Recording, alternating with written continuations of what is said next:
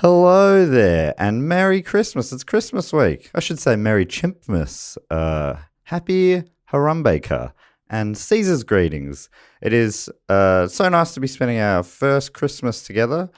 Primates podcast has only been going for, 6 months now, so it's our first Christmas show.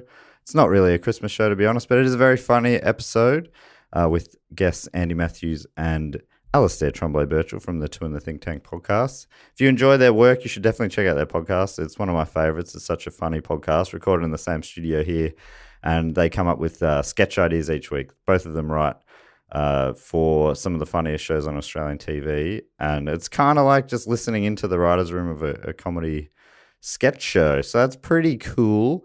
I guess I'm just dropping in. I don't normally come in before the episode starts. So I just wanted to say thanks so much for all your support in this first year. It's been a real blast. If you've got any feedback or anything like that, I'd love to hear it at primatespod at gmail.com. primatespod@gmail.com. Any feedback or anything like that. Also, we traditionally do the Primate Sporting Mascot segment, and we're running pretty low on those. So I'm broadening that out to just Primate of the Week, I think, or something like that. So if you have any interesting primate stories of any kind, send them through that email address with a paragraph or two, and I'll read one out a week at the end of the episodes. That'll be cool. Also, before we start the show, I should say that my 2019 festival show, it's an hour of stand-up, it's called Bone Dry, is coming to Perth, Adelaide, Brisbane, and Melbourne next year. All those tickets are now on sale. Perth in Feb, Adelaide and Brisbane in March, and Melbourne through pretty much all of April for the Melbourne International Comedy Festival. You can check out details for all that stuff on the website mattstewartcomedy.com/gigs. And for an early bird discount code, use Do Go On, because we are from the Do Go On network here. So you get that discount, and yeah, what a fantastic Christmas present, or not. Just buy it for yourself, whatever. But yeah, let's get on with the show. Thanks again for all your support, and on with the show. This podcast is part of the Planet Broadcasting Network. Visit planetbroadcasting.com for more podcasts from our great mates.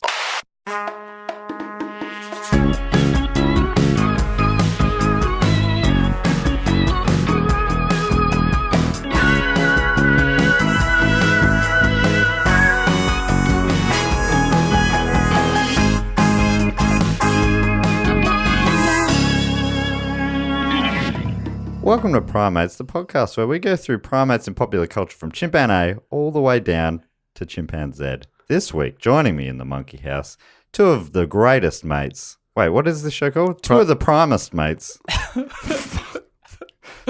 strong start. We've got writer, comedian, and two in the thank tank. You can thank me later. It's Alasdair Tremblay-Birchall, and the same intro for Andy Matthews. Yeah. Yay! Let's. Oh. He got away. He was fine. Oh, thank God. That was what happened, though. The Alasdair, was that a bonobo? Yes. Yeah.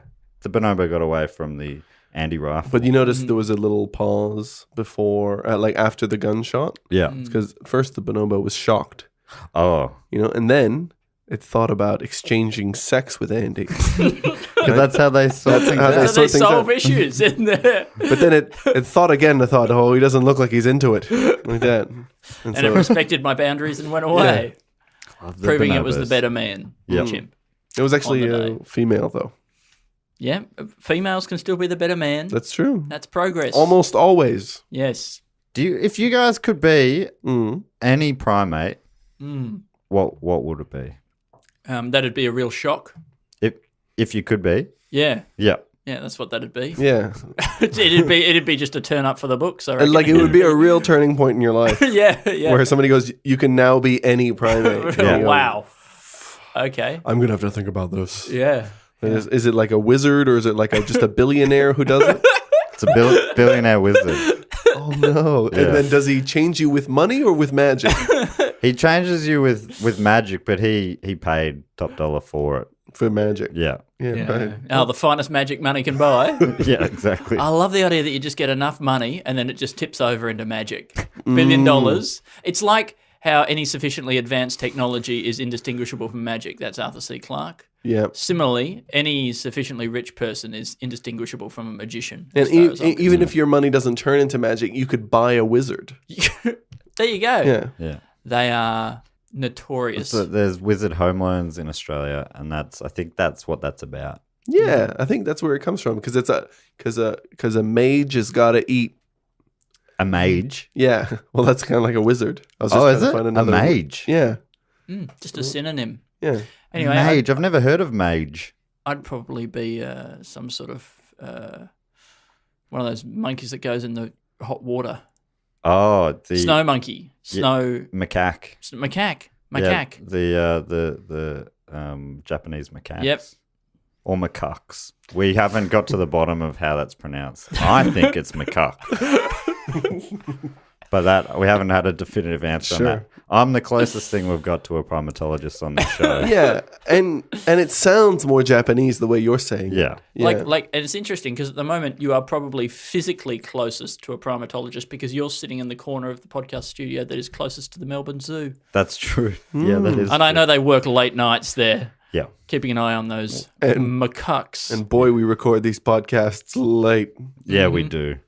There's also in Tasmania, there's the Macaque Park. I know that they've got a pit full of monkeys. You know all those monkeys have herpes? Yeah, well, I mean, they're monkeys. Oh, that is a bit of a generalization. Well, no, by Is you. I believe the correct response is, well, yeah, they're in Launceston. Yeah, okay, sorry. Or, wait, what's because you're from Hobart. I'm from Hobart. What's the term that Hobartians call Launcestons? People from Launceston. That's it. People from Launceston, which is brutal, but Yeah. that's something that's sort of a brotherly I love don't know. thing you It's, get away with. it's probably one of those things where we call them like Canadians or something. Inceston. Really? That's what you guys call them. wow. Did you not know that that's what you Oh, call them? yeah, no, I knew that. I was told that by a Hobartian. I would be a giant gorilla. Oh, really? Mm. Like King Kong? Yeah, but That giant? bigger. Bigger than King Kong? Yeah.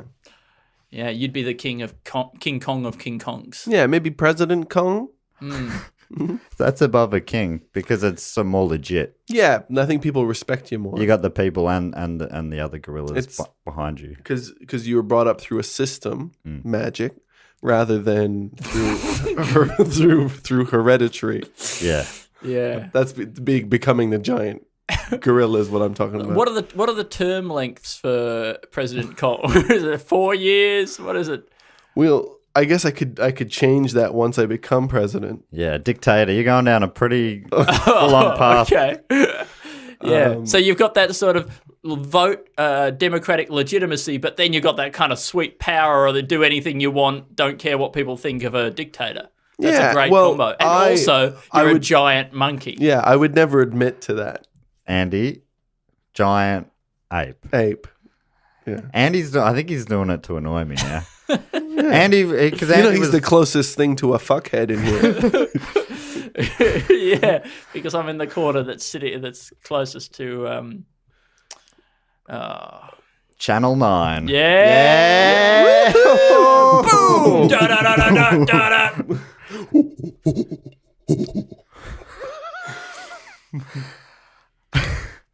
I think because you were saying that, so it's genetics gets you to become a king, but also genetics normally is what gets you to become a gorilla. That's true. But you've sort of gone past both of those. You've been voted in to become president, but you've Yeah. also been wizarded in to become a gorilla. Yes, by that billionaire. Yeah. Yeah. Isn't that interesting? Yeah, well, it's quite a life path. Yeah. It is. That is going to be a fascinating chapter of your autobiography. I'm going to skip to that one, I reckon. Yeah, but that'll only be in the middle because Yeah. then they'll all be all my dictating Your early years. life. Yeah, and then do you think the people will be interested about when I got into comedy? Then? Yeah. Are you going to remain in comedy? I don't know. I suppose nobody could stop me. Somebody stop me. Yeah. So You're something- what actually I'd say. sitting in the corner of the room that is closest to King Kong comedy room. I think actually you are, but that's not important. Yeah, it Man, it's just undermines theatre of the my great mind. joke, though. Yeah. Oh no. But nobody else knows about the Room King Kong comedy No. outside of No, maybe that even undermines people it a who little live- bit as well. Outside of maybe even people who go there, they might not even know. Sunday afternoons, if you're in Melbourne. Yeah, if you're in Brunswick Mm-hmm. on Sydney Road on Sundays, starting at about 4:30 p.m. at Little Mess. Great bar. Get Yeah. on down. This week, we're talking about the film. Because Andy and Alasdair are returning guests. They were first and second guests, respectively. And the first time Andy came on, he spoke about the modern day classic film MVP. That was the, I believe, the first episode of the podcast. That's right, yes. This week, we're talking about MVP2 Most Vertical Primate. So this is the sequel to the movie that Andy and I spoke about in episode 2. By the auteur Robert Vince. Yeah. The producers of Air Bud are bringing Jack back, and he's just been drafted into the CHL. Guy's good. He's turning like a pro who is simply unstoppable. Now, Jack is discovering So do you want to try it? a whole new kind of skater. The most valuable primate has just gone vertical. Jack, are you okay? MVP, most vertical primate. Coming soon to video, cassette, and DVD. Yeah, and this is his godfather to Yes. his MVP 1. Would you say it's an improvement? Because that's kind of what you're saying there. No. Okay, I reckon it is better than the first. I'm really interested to get into this to you with as time goes by. Now, Alasdair obviously hasn't seen the first one, so I he's haven't coming seen to the this first. fresh. Yeah. But I feel like Watching this movie, can you imagine there being a film that is worse than it? I think I could imagine a film. Yes, like the way that they take so long for each section. Yeah. I could imagine a film that takes even longer. Yeah, well, that is the first one. That's does. MVP 1. Yeah. Wow, you described it incredibly well. A film where all the scenes seem to take longer and yet are all played sped up in montage. Wow. Everything. I think they're so proud of the fact that they've caught on camera a chimp getting dressed. So they're like, we got to show every piece of this. Yeah, of every course. single item of clothing we have to show going on. Underwear? Underwear included. Oh Yeah, my god. And then him laughing in between. Yeah. Like the ape or us? Does it show us laughing? Shows us laughing. That's was the footage of Vincian. Would you call, is that Vincian? Vincian. Yeah. Vincian, yeah. Now here's my take on it, Matt. Yes. This may be a better film by the standards of cinema. Right. But I think by the standards that Vince set for himself in the first film, he's kind of let himself down. Robert Vince, the director of the first film, I think that there were so many of the touches, the things that made him an auteur, that made that first film exciting, that I feel that the Hollywood machine has crushed out of this second They film. smoothed off all his sharp edges. Sharp edges, leaving nothing. Like, for instance, the classic moment maybe of the first film when the old man dies, and that's shown by a glass of milk in slow motion. Very slowly pouring onto the ground. Oh my god. The old man who looked like the closest to death person I've ever seen without even trying. So that was gone. Yeah. I don't think there but was any also death at all. A lot of the weird camera angles are gone. A lot of the montages are gone as well. There's hardly any montages in this film. Like only two or three or four montages, which is hardly any. Which is a lot for a regular film. Sure, but for Robert Vince, Yeah. For the standards he set in the first film, sure. exactly. And so I found that a little bit disappointing. And I was really hoping for a return of the motif from the first film of liquid splashing as if to land on somebody in a humorous effect, but us never seeing the splash. And again, that was almost entirely absent from this film. So I'm sad, and I'm sad to see the way in which Hollywood crushes the life, the light that burns so brightly in these young directors. What about the pancake batter? The pancake batter, I see where you're coming from, and that contains one of the elements, which is the splashing. Yeah. But it betrays the essential payoff of how that would have been played out in the first film, because in the first film there would have been no payoff. You wouldn't Yeah, have right. seen that liquid hit anyone Right. in any okay. kind of a humorous way. There would have just been a splash that went nowhere. Yeah, right. I think that was a budget thing. They just had the money. Sometimes when you have a smaller budget, you have to make interesting choices to make that money stretch. And when then all of a sudden you got all the money you need, and you no longer need to make choices, and you just sort of I guess you sort of in some ways fly too close to the sun. Yeah, so you're saying that in the second this film we're watching now flew too close to the sun because he didn't have to make any choices and he put everything into this movie. That's right. Well, I see. Not having seen the first one, MVP, most valuable primate, right? Yeah, which is like pretty much makes sense Yeah, as a title. yeah. I guess Which also was they he, lost sight of that in the second one. a little bit. was he worth a lot of money in the first one?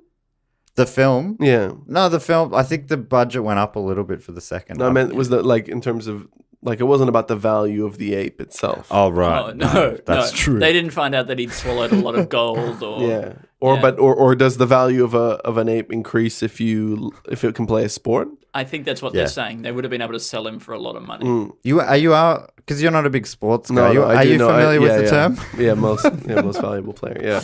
Now, But I just had a question because it's not until the second film, I'm assuming, that you actually see a second primate play hockey, Yeah. right? So it's not really until the second that they actually confirm that it's the most valuable primate, Right, that's true. you know, because this is the one that's actually the best on ground. Well, that's the interesting thing. In the first one, they've seen one chimp play ice hockey. You would assume from that small sample size that all chimps are great at hockey. yeah, 100% of the chimps I've seen play hockey have gone to the top of the league, taken the Nuggets all the way to the Harvest Cup. Now, you just gave me a great idea though when you said best on ground, best on groundhog. Clearly, there's an opening there for a course. sequel there. And so that would be like A caribou or something, I imagine, that plays water polo. Yeah. yeah, but where's the groundhog? Oh fuck! You're right. I guess he can drive a forklift. I mean, in he one of could. the opening I guess scenes. instead of a ball, they could have a They could have a groundhog. groundhog. And then the caribou plays water polo, and he throws it and things like that. That does sound good. Here's my only other point about the name of this film. Most vertical primate. Surely the most vertical primate It's the is human. man. Yeah, I think so. We are quite vertical. Homo erectus. Yeah. Notoriously. I mean, multiple times during the film, Jack, the main chimp, runs on all fours. Yeah. Yeah. Most horizontal primate, more like it. Well, most horizontal primate might be a thing that would work for the movie in which Jack becomes a snake. Right. You know. Yeah, that might undermine the primate bit of it, though, wouldn't it? Yeah, but most he's- horizontal reptile. Yeah, but he's a snake. But he's a snake who's played by an ape. Right. Yeah. Snape. Yeah, that's possible. Professor Snape. Is that what that is? Well, it makes sense, isn't it? Because he kind of has the cold qualities of a snake, whilst also still remaining A primate. sort of a primate. Yeah, that does. now, I make don't know sense. who the actor who played that role, but maybe it was Jack. Yeah, maybe it was. I wonder if anyone knows. I don't think it's possible to find out. Yeah. Sure, I'd love to tell the listeners a little bit because I'm making the bold assumption that a lot of people listening haven't and will never see this film, Yeah, okay. which is I mean, it is there on Netflix. That's No, right. It's cocky on your part to it. I mean, That it's is cocky. It's on Australian Netflix. I don't know if you get that on US Netflix. Yeah. You know, like we have a lot of the good stuff down here. Yeah. I mean, I don't know if you get access to the sort of the cream of visual media. Yeah, that they put MVP 1, on, 2, and 3. Mm. Anyway, so MVP 2 opens with basically the first half of the film. He's still playing ice hockey. He's drafted. Well, no, let's go right back to the start. Yes. Where We're back on El Simeon, okay? This is the nature preserve where Jack wound up at the end of the previous film. Okay, Right. so we're very much picking up where we left off. Jack is there on El Simeon Nature Reserve, the unfenced wildlife park that seems to have a single tree where half of the simians wear clothes and they also sleep in the house with the one employee. Yes, and there's a tire swing. And there's I a think. tire swing. Yeah. So they're there. Jack, who in this film is only played by one chimp. In the first one, he was played by 3 different chimps. And at the end of the movie, Jack is reunited with his family, which I'm pretty sure was just the 3 Jacks. But anyway, that's... Way to give it away. I haven't seen it yet. Oh, sorry. Yeah. Sorry. You could watch it now and enjoy it like a prequel. Like right now, get your phone out. So it opens on this scene. He sneaks into the house. He's watching TV, and it just happens to be watching this. We don't know why, but he's watching the ice hockey draft. Yeah. And the last surprise pick in the ice hockey draft, for the ZHL. Yeah. I don't know what the Z stands for, but It feels like it must be a US hockey league. Because doesn't he goes to Seattle, right? He's yeah, playing in Seattle, Seattle. And their main arch nemesis is an LA team, I'm pretty sure. The Carjackers. Yeah, what a name. Yeah. But the Seattle Simians pick up Jack with their last pick, so he's going to the big leagues. Yeah, and from what I can see, it's not clear that he in any way applied for this. No. It really is a draft in the truest sense like we had at the Vietnam War, where anyone can be called up at any time and then has to go and play in the hockey league. Assuming they are watching it on TV at the time, so they Exactly, know. because that's the only way in which we communicate this information. And so we just trust that the chimp that we're drafting into the hockey team is currently watching this on television. And then he's available. going to make his own way here. Which he did. Which he did. And they did that so quickly. So quickly, I felt like could have been a montage. Yeah. That's the ripe time for him packing the bag. Stuff's going everywhere. He's in the bag. He's in the bag. He's out of the bag. He's wearing a stealing hat. a hat. I'm sorry, Al. I realize it probably feels like you had to be there, but we had some good times. No, but I was there for the second one. Yeah, well, you had to be there as well. yeah. I really feel like I saw the first film because this whole movie is topped and tailed with ice hockey playing. Yeah. I don't understand what else there could be in there. Well, I was surprised. It took so we played the majority of the season for the Seattle Simians, which was handy as well. The star player for the Simians said he will not ever go on the ice if a monkey goes out there. Obviously, I think he knew that Jack was an ape, not a monkey, and he was really just laying the boots Hate in. speech. Yeah. It was, yeah. Anyway, so eventually Jack gets thrown in because they're not doing very well, and Jack turns it all around. They get on a hot streak, 15 wins in a row, and they show the majority of these games. They could have cut out of this. You know, they could have done a montage here and said was season, but they went game by game. We saw them play the Carjackers 3 times. A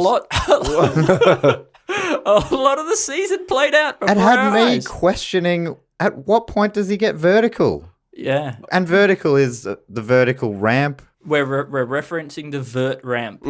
The vert. So really, and on a vert ramp, really it's the skateboard that gets vertical. Yeah. Whereas you go between being completely horizontal to being... Well, I guess you're vertical at the bottom, but then in that case, if we're talking about when you're vertical at the bottom, then you were vertical On the ice. on the ice. You were vertical on the way to the But maybe... ramp. But maybe they're referring to primate posture, which is never entirely vertical. Yeah. You know, it's... In any of those situations, so we're still no closer to the truth. In what sense is he the primate vertical? They're almost in like an L shape, which maybe is why they call it El Simeon. El Simeon. Do you think that's why?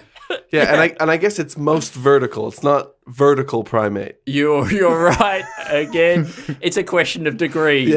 Yeah. It's all relative. And he is there with his brother. Greatest angle to the horizontal primate.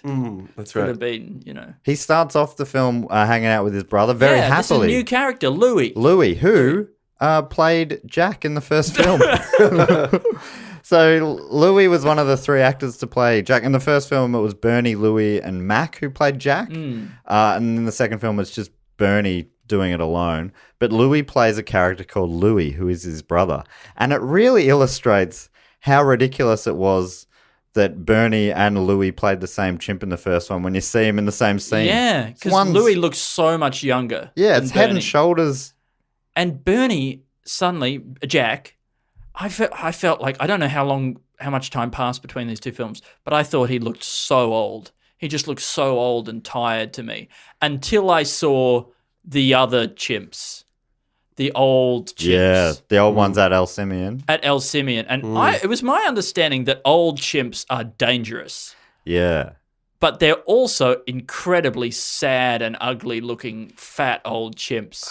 Like, to the point of, like, I would just say, I know you want to show some more chimps or whatever, but just dress some of the other chimps up differently, Different or just hats. whatever it is takes to just not show me these chimps because they're making me feel sad. And this is supposed to be a children's film, and we're being confronted with the reality of morbidity and death. Yeah, maybe they could have dressed one of those up as a human and made him the guard there. What is Yeah, it, the and get lady? them at least one other employee. Yeah, because they, I don't know how many. Like, they probably got a package deal on chimps. They're probably not paying per chimp. Do you think? Sure. You buy them by the kilo or Yeah, something. they're just getting they just go the wrangler's like, look, I'll give you all the chimps for like, I don't know, like $500. Yeah, 500 a day. Yeah. And he's like, yeah, right. Even the old ones, I don't think I need the old ones. You go, I'll no, throw you them have to take. Oh, You have to take the old ones. that's as why well. it's so cheap. He's like at home. He's upset. Everybody else is doing stuff. Yeah, you just gotta take that ape. Got to take that ape. Gotta take that. I couldn't find too much information about Bernie and his career, but I did find a little bio about Louis. If you want to I'd hear love this, to know more. from the IMDb. He was born in 2003. That can't. Internet monkey Wait, I've already database. realised this is not right because this film was filmed 3 years prior to when this bio is saying he was born. When was it filmed? 2000. Is Yeah, this a right. kind of a Christian rebirth kind of a thing? Like people redefine their I think birth? his birthday's wrong, but the rest.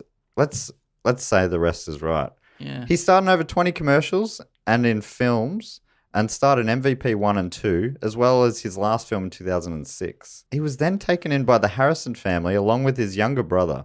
He spent his life with them, skateboarding and snowboarding with them every day until they could no longer take care of them, and gave them to Little Rock Zoo in 2009. Then his health started to decline and he passed away in 2011. So a happy ending. That doesn't sound like a very long life. No, I reckon it shouldn't be 2003. I reckon that would be 1993 or something Sure. like that. Even so, I don't know that that's very long for a chimp. I mean, maybe it was the skateboarding lifestyle that took its toll. I hate to think. And snowboarding. And snowboarding. Like, you're taking this ape out onto an open mountain. Is that What a do thing? His health began to decline. Are they referencing the fact that he slid very quickly down a mountain or something and crashed into some rocks? What? Yeah, this is, well, according to... He went downhill. Is that the word phrasing there? Yes, that He is went right. downhill very quickly and smashed into some rocks. According to the Chimpanzee Sanctuary Northwest website.org, in captivity, their life expectancy is 50 to 60 years. And on the slopes? On the slopes, 40 to 50 still. So that doesn't specifically say the slopes. It says in the wild, which I Yeah. think of as Yeah, like on the slopes, radical, wild. Wild, man. Oh, yeah, having a Wild wild times, time. yeah. Having a wild time down the slopes. Did this ape surf? No, not a surfer. But maybe, I assume Well, the other things, it's just said that they did it every day. every day. That's got to take a toll. That's really got to take a toll on an ape body. They skateboarded and snowboarded every day. So, yeah, you got to get For up to the 2 snow years. every day. Every day. So they'd be chasing the endless winter as well. Yeah. That's crazy. Going like Switzerland, then you're going like in somewhere Mongolia. And that doesn't leave any time for like rest days for travel. You're flying and getting straight off the airplane, going to the slopes. And skateboarding in there somewhere as well. Oh boy, You have to get one of those vert ramp planes. yeah. Yeah. Oh, that'd be pretty. That'd be wild. Yeah. Yeah, in the wild. That'd That's be- probably why he lived 40 to 50 years. Here's some trivia about Louis from the same IMDb website. It says all money Louis earned is used or was used to support private primate preserves. Oh, that's fun. Private primate preserves. Close friends with professional skateboarder Bob Burnquist. Bob Burnquist, well, he appears in this film. And it also says Louis is the first chimpanzee to perform a successful aerial skateboarding maneuver, the basic ramp Now, ollie. but hang on. This is Louis. Louis. But Louis doesn't even skateboard in this film. Was It's Louis? Bernie. Yeah. Does that mean Didn't that? Bernie play Louis and Louis play Jack? Well, I'm confused. I mean, this is I trust that some of this information is at least half relevant, but it's raising a lot of questions It is. for me. Actually, no, but when you did say before, I'm pretty sure I thought I heard you say Bernie played Louis. Bernie and Louis both played Jack in the In first the previous one. film. So, but it's possible that Louis was stunt doubling for Bernie as Jack in the second. Because But Louis then he wasn't credited. wasn't credited, no. Mm. Which is disappointing. Yeah. And borderline scandalous. Yeah, because then also that decreases the amount of money that Goes Louis to the- that goes to That's the probably why they primate did it. Yeah. primate preserve. Yeah, they're sort of siphoning it off. That's probably why they couldn't afford any fences and only had that one tree At El Simeon. at El Simeon. The fictional park and the... Exactly. They can't even afford fictional fences. That's how bad things are.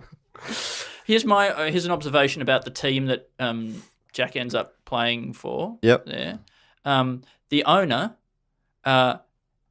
looks like he's been told to play the role evil, or at least like malicious, with some sort of ulterior motive. Yeah, he but- seems like a man with an ulterior motive.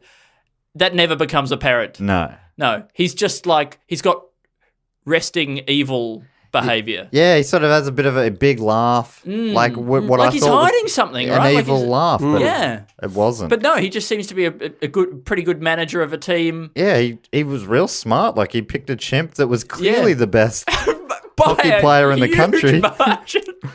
As far as we know, we know from the second film that he's better than Louis. Yes. Jack is definitely better than Louis because Louis doesn't seem to be able to skate very well. We should explain that there's a period. So after the 15-game winning streak, the Carjackers come up with their own evil plan to So they're the enemy team. the LA Carjackers, and they come up with a plan to falsify Jack biting one of their players on the hand. They use tomato sauce. No one inspects the wound. No. This smiley face of sauce on his hand. Yeah. He goes, "Oh, that chimp bit me," and then he gets banished. And then everyone turns on him. Yeah. The entire crowd at this hockey game where people have been like openly punching each other in the face and stabbing each other probably with knives. Most and then likely. as soon as we even have the whiff of suspicion that the wild chimp may have bitten that guy who just tackled him. Yeah, Then and no, I mean, then they turn on him. They start howling for blood or sauce. it's a blood sport. It's It is one a of the blood most sport. violent sports on the planet. I would have thought they'd be happy. So much so that there's a joke in there at one point where an English chimney sweep who One of the many jokes. he's asked the question, "Is Jack dangerous?" He said, "Well, he's a hockey player." Eh? Now, Yeah. that is a joke. That That is is a a joke, genuine yeah. joke. That's good. Yeah, I didn't even do it. I wanna I know- got I wanna- nowhere near doing it justice. No, I wanna it know who sounded wrote so that. good. I think you did it maybe more justice. So that's thus far. He's been playing hockey. He starts out. There's also a figure. As with the team, the Nuggets in the first film, the rest of the team. He's chosen this manager has chosen a great chimp. He's picked a good player there. No one else seems to have any particular talent. There's one who's a figure skater who's constantly doing figure skater tricks. Who's an Olympic champion? Olympic figure skater, champion yeah. who's just transitioned into the sport. And there's a guy There's a Swedish guy. Swedish guy Who loves eating hot dogs. loves eating hot Can dogs. I interject here for a moment? Yeah. Swedish guy. He's a Canadian stand-up comedian called Ian Bagg. I thought he was very familiar. Yeah, he's released the best album I've heard this year, a stand-up album, but it's a crowd work album. But Ian Bagg with 2 G's, you can look him up. Ian Bagg. It's a great. Do you know what name. his album's called? No, but I think it's the only album that he has on. Yeah, great. But it's a crowd work album. Yeah, I'd love to listen to it. Yeah, That's a weird character. but he's definitely the most comedy character, Sure. like who delivers lines that are kind of actually supposed to be funny, and he's always, he's really trying. He's got a big gap in between his teeth, so that Yeah, you can adds tell to he's the comedy. trying. Yeah. He's really stretched out that Yeah, gap. it's a real Letterman move. And then there's another guy on there who you said is the top player on the team who's real Yeah. resentful of Jack. But then he sees a picture of Jack with his family. And I said out loud, he saw this photo in the locker room. He saw a photo of Jack with his brother Louis, and he picked it up and he looked at it. I'm like, don't use this for some sort of evil ends. I thought he was going to use it against he was him. Too. That's what it felt like. They were framing it that way. You're right. That was my reaction as well when he picked up that photo. He's going to go and he's going to kill Louis. He's going to skin him. Yeah. And he's going to wear his skin, and he's going to somehow trick Jack into thinking it's Louis, and then he'll betray him in some horrible way, and then Jack will think. Well, it could be the reverse film where it's like he goes wearing the skin of the ape and becomes the best ape. Yeah, most primate human. It could be most vertical primate. Again. Yeah. Oh, that would work even better. Yeah. And that would have made sense. That's where I hoped it was going. But he sees that he has a family, and then he realizes that he also has a family, and he delivers the immortal line, "Guess I never thought about chimps having a family." It's like, yeah, it's like the classic sort of cliche that you'll hear in the media sometimes when it's like, imagine if it was your mum. And then all of a sudden you're like, oh, yeah, now I care about this victim of crime. I didn't realize it could have been my mum. That victims also have mums. Yeah. Or something. Never thought of victims having families. There is a great scene in which that character is drinking chocolate milkshakes in a diner like he's got a severe alcohol problem. Yeah, they're lined up, a lot of empties, and he asked for one more, make it a double choc. That's a weird choice. Like, I realize it's a kind of like I don't know. It's a weird choice because as a kid's film, I guess you don't want to have somebody drinking real hard. Although I'm sure they do in lots of kids' films, especially around this time. It was kind of the kind of thing you could it was shot in 2000, which was obviously pre 9/11, a very different time. We were a lot more naive then. Yeah, simpler time. It was a simpler time, and I think that's. But wasn't it released on a kind of a different? Well, yeah, that's right. It was released late 2001 in a post 9/11 world. Yeah, right. Very different world. So it's sort of straddling each side of a fast changing world. Do you think that because it was filmed before 9/11, though, like so close to it, do you get the feeling, and I got this feeling certainly watching that it felt like the end of an era, like they knew that things were coming to an end, that things were going to change. What I'm saying is that they had foreknowledge of 9/11. Really? Whoa. Yeah. I felt that they were going into, I thought, it was almost like a childlike naivete. Going, the world's going to be beautiful. This way it's going forever. to be, nothing will ever change. It'll be skateboarding chimps forever. Yeah, that's how I've. So it's interesting how two film buffs like ourselves could see something so differently. Yeah, they're sort of completely different readings. Well, like a modern day Margaret and David, if they were still alive today. I got another observation, which is that there's a scene where they're playing poker. They're all playing poker. That was unnecessary. What was that? I think they've just had some vague ideas for, just taking an adult scenario and making it slightly more childlike or chimp-like. So I have a line that if they were making a movie where Jack becomes a poker player, then the byline of that movie would be "The chimps are down." That's really good. Yeah, that line was not used in this film. If that line was used in this film, it would have been the best thing in this film. Well, there is a chimp pun. They refer to the championship. Yeah. We're going to win the championship, or we've got to win this championship. Which I think could have been okay, but it was delivered really half-heartedly. I think they were embarrassed by it, whoever was delivering it. Yeah, but I don't think you can be if you're in this film. I think you've got to throw yourself into everything, like the guy who plays the dirty old Englishman giving out bits of paper to the kids. Yeah, so, okay, well, I guess we should get to that. So, Jack has been framed. They say he's bitten the hand of the carjacker. He's banished. Get out of here, Jack. You're off the rink. So, Jack takes that to the nth degree and he leaves. He walks out into the night. Well, the whole crowd's booing him. He's not used to this. Yeah. He's used to being loved by the crowds. Yeah. Or at least baffled by the crowds. He's used to being baffled. But never being hated on like this. So he just leaves. The team are worried about him. including his new friend, the stud, stud/star of the team. Can I interrupt you again? Please. Do you want to know the name of that stud/star of the team, that actor who plays that role? I'd love to know. Cameron Bancroft. Oh, that's a great name. You know who else is... Yeah, cheating cricketer. Cheating cricketer. He's the one with the sandpaper down the pants. Yeah. Really? Aussie cricketer Cameron Bancroft. It wasn't the same guy, though, was it? Well, Here's what I want to don't know, right?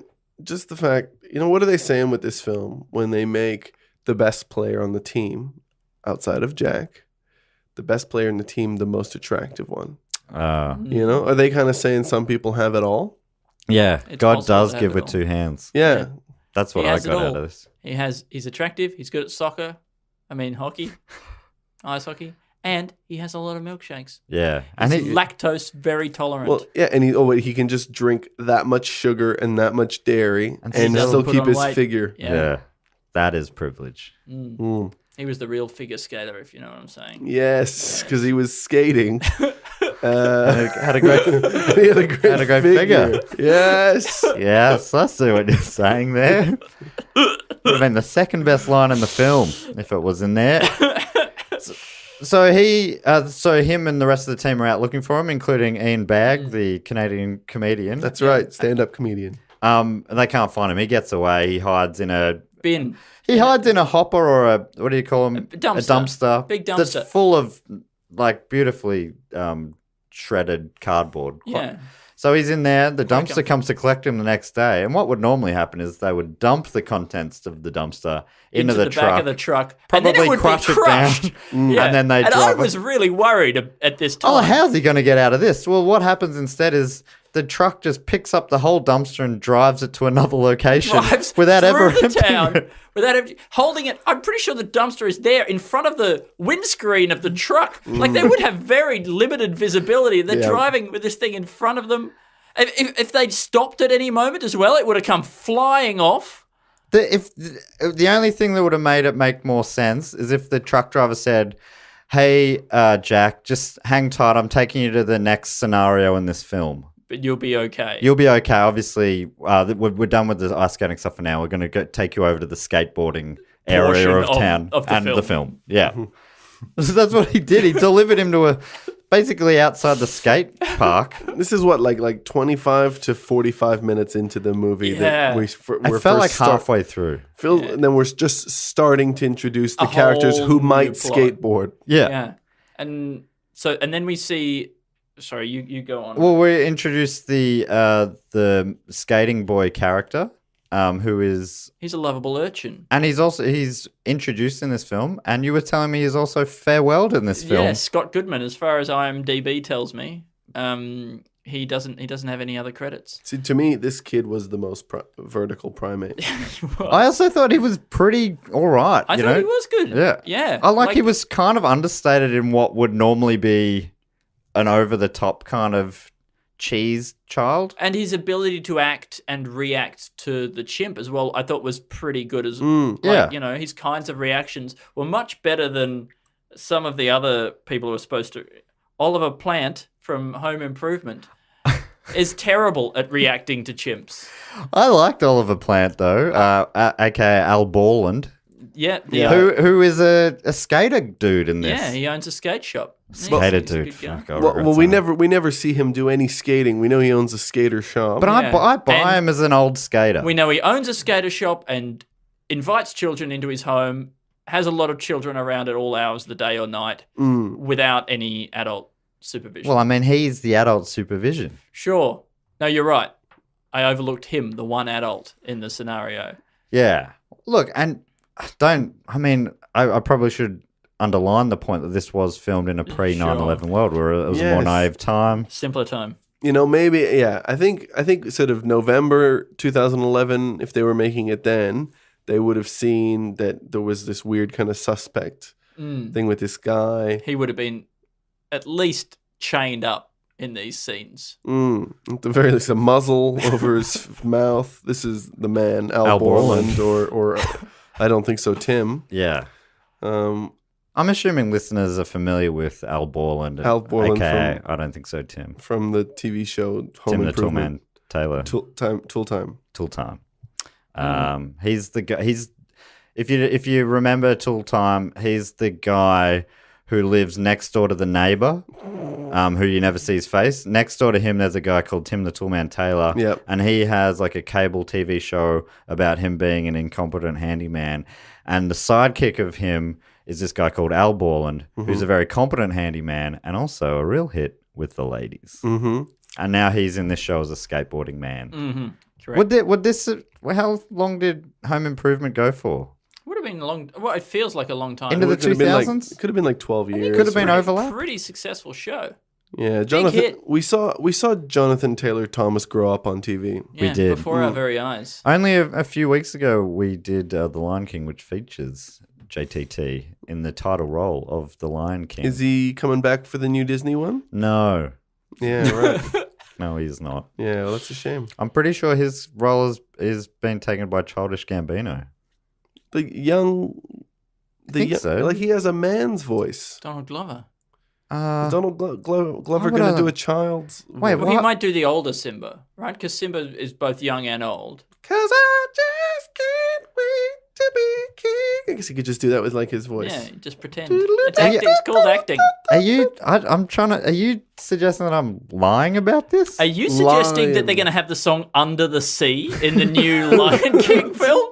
Does the new Lion King take place under the sea? Under the sea. Under the sea. Under the sea.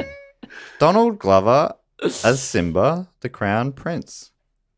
Yeah, I reckon he'll play him as an older lion, and they'll get some kids. And to do it then when he's J.D. McCrary J.D. as McCrary. young Simba. So Donald Glover as old Simba.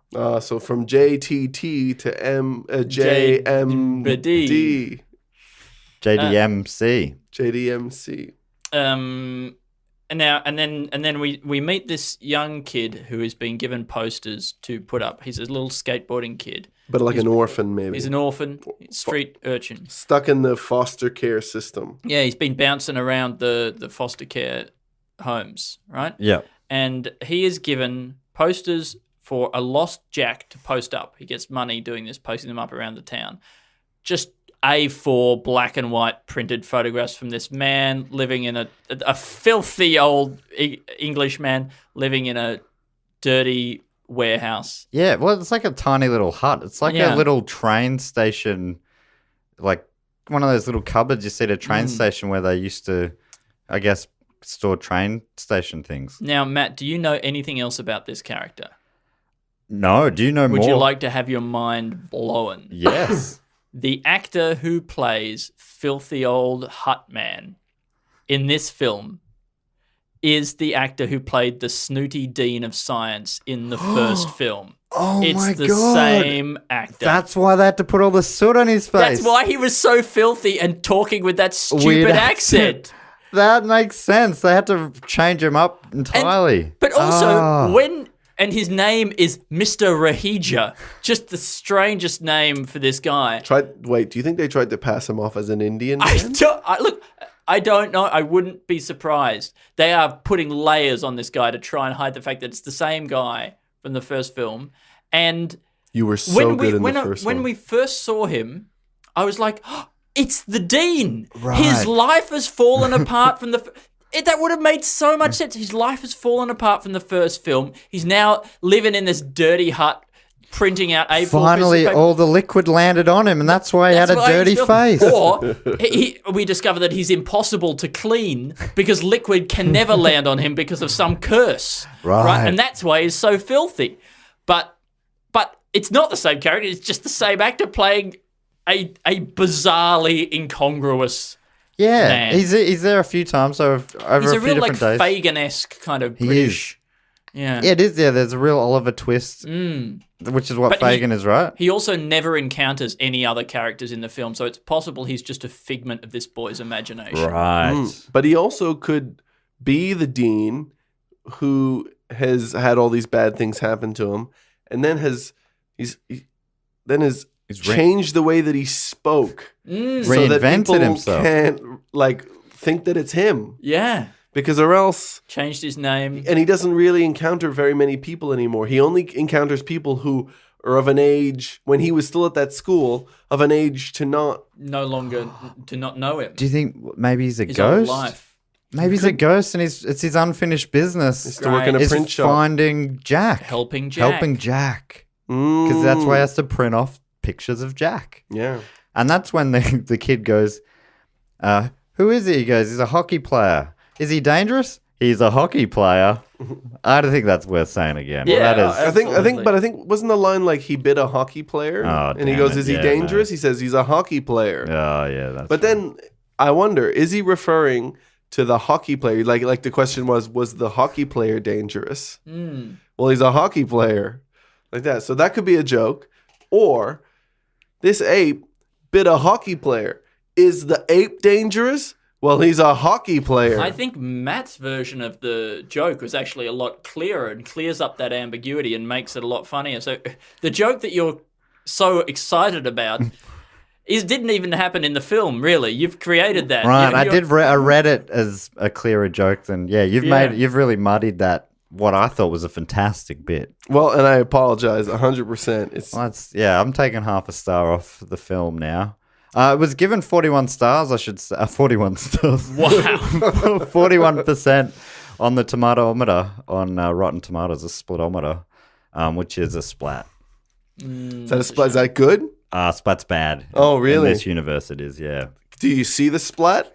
You never see the splat. That's the The thing. liquid splat. That's good. And then at this point, because Jack's lost, Louis decides to come and look for him. And he runs away from the unfenced Simian Wildlife Park. And we learn that Louis can write English, not spell English. And in many ways, that's a much more significant revelation than the ability of a chimp to skateboard or play hockey. But it's really, they've buried the lead significantly. Quite beautiful handwriting too. Beautiful handwriting. Beautiful yeah. handwriting, and and a style. he's added an extra E in, and the A maybe is backwards. But apart from that, he spelled Seattle Seeatil. yeah, But that's that's incredible for a chimp who I presume has had no. Well, he's gonna get his own. He's gonna get his own film at some point. Most literate primate.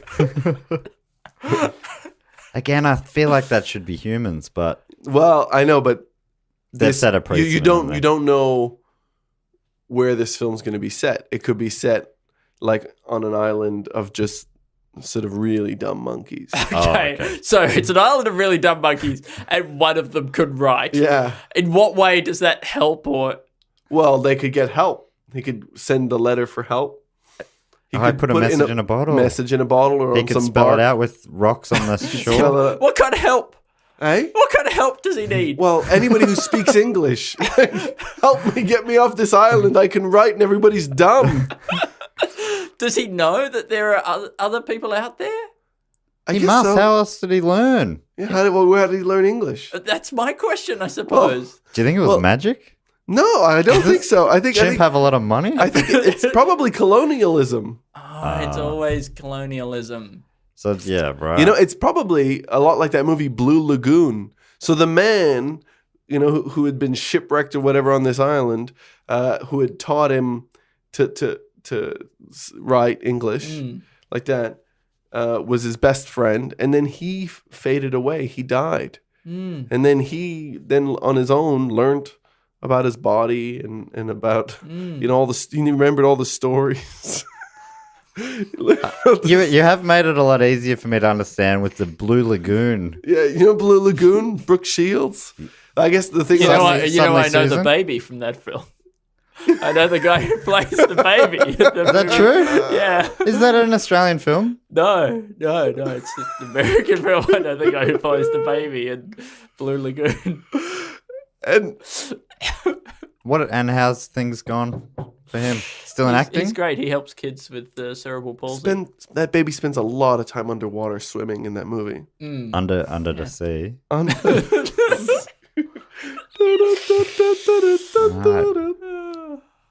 Anyway, let's keep going.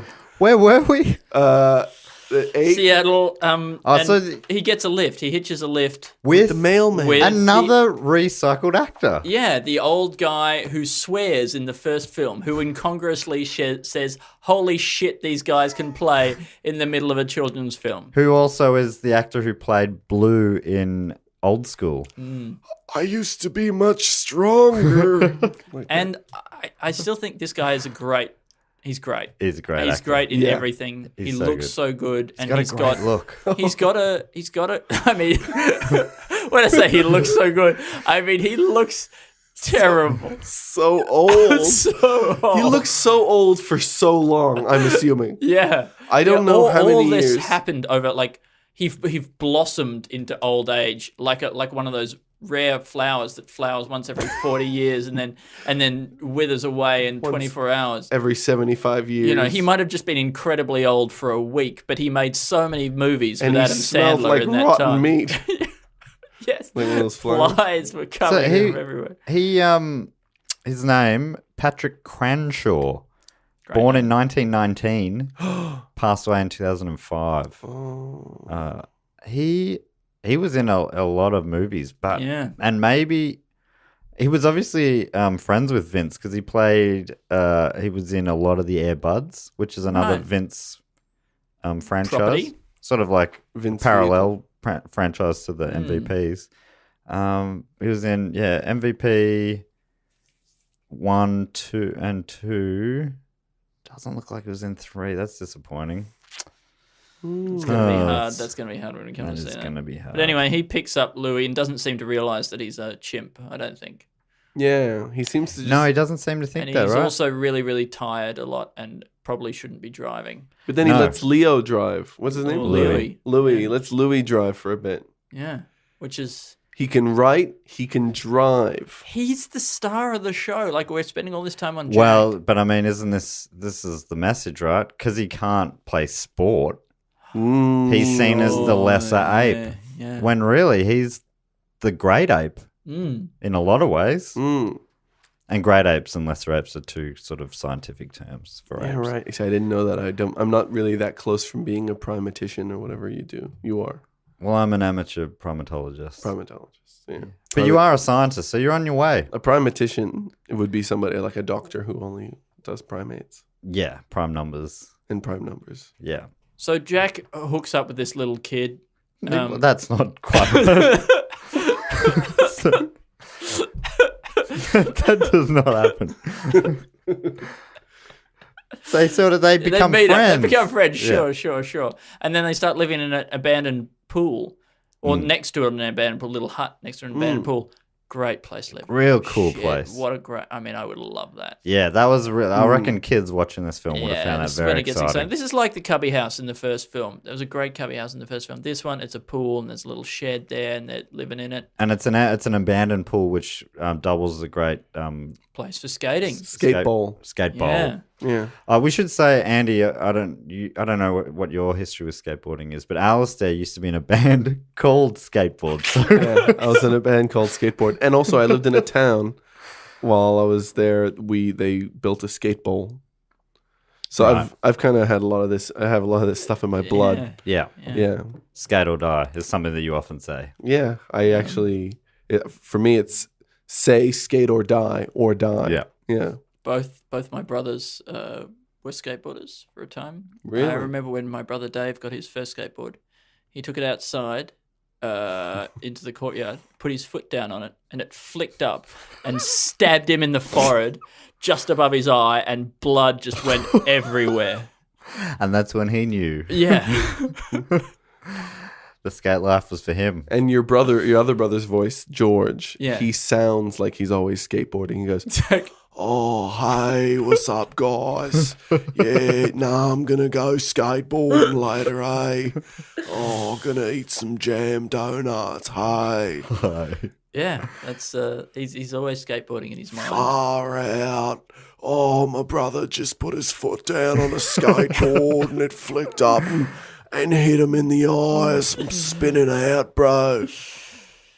Yeah. That is him. That's a real good him. impersonation. Here's my impersonation of you, Al. That's doable. What do you think about Yeah, no, it is doable. that? Yeah, that's doable. Oh yeah, that's doable. Oh, that's probably doable. Yeah, I think that's probably doable. It's sounding more and more like him. It's getting better and better. Oh yeah, that is probably doable. And then and there's a cop looking for him as well, who's one of the most unhealthy looking people I've ever seen in my life. He's always out of breath. He's familiar though as well, right? Was he in the first one? I don't know, but he looks like somebody who's played a cop in a lot of I was going to say, yeah, he's a got career that cop body type. He's a career cop. Yeah. But you know, he's actor. It's amazing the way that so this foster lady, she must be from the government. There's a foster lady she's looking for the him. boy. She's looking for young boy, and it seems like she's just basically hijacked this cop full time now. He's looking for this kid. He's just looking for this. I think he's looking for the ape as well. Yeah. But he's like, yeah, I'm not. I'll just follow this woman. She's looking for something too. We'll both look together. From their end, there's no reason to think that the chimp and the boy are connected. Well, the chimp was lost on the other side of town. Yeah. No, but and they're like, it's a real happy coincidence later on. I don't want to ruin the film for you, but when they encounter the boy and the chimp, that they're both together and that both people who are looking. How did they end up finding? I can't remember how they found it. It was a happy coincidence somehow again.